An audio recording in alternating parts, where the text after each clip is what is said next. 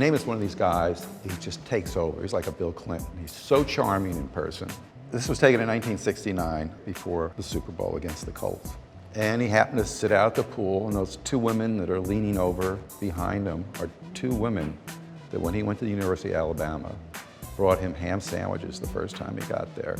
And went to every game he played and became his friends and came, of course, to Fort Lauderdale and Miami for that Super Bowl. Joe makes the prediction they're going to beat the Colts. They win the game, and that picture becomes historic. If there had been Matt Snell there, it was no picture. But that's how pictures become interesting, because of the characters in it and that 1/500th of a second that took place. I don't even remember shooting it. What do you prefer, portrait photos or action photos? Because there's that famous photo of Dwight Clark catching that pass. Joe Montana, 58 seconds left in the game. Tell me about that photo.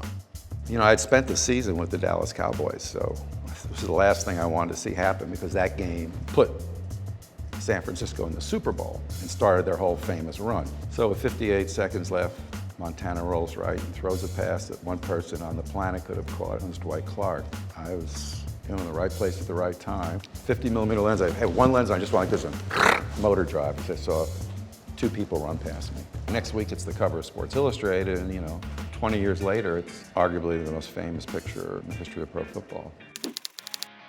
I was assigned by the National Football League to go to Hawaii for the Pro Bowl. Nice job. But I had shot Brett a couple of times before, and Brett, one of these guys, just had a lot of personality. As soon as you're around him, it was going to be fun. And the NFL had this idea. They got this coonskin cap and this gun.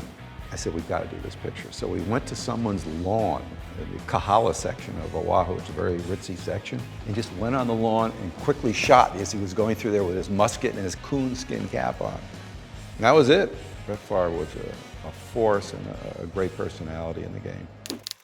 At Jim's pool with the surfboard. Pants down. Well, pants weren't actually down. I'd done a shot like that in Montauk with a lifeguard. At those points, they used to wear red Speedos. So I redid that with Ricky and Jim Brown at Jim Brown's pool in Hollywood Hills or somewhere. You'd never think you're going to get Jim Brown to do this. That's what's so crazy, is that it's Jim Brown, actually. And Ricky liked photography, but Ricky was very quiet. I'd known Jim, but the thing I remember most out of that shoot was what Jim said at the end of it. He said, "Walter, this is the best photo shoot I've ever had. Thank you." I'm like, okay.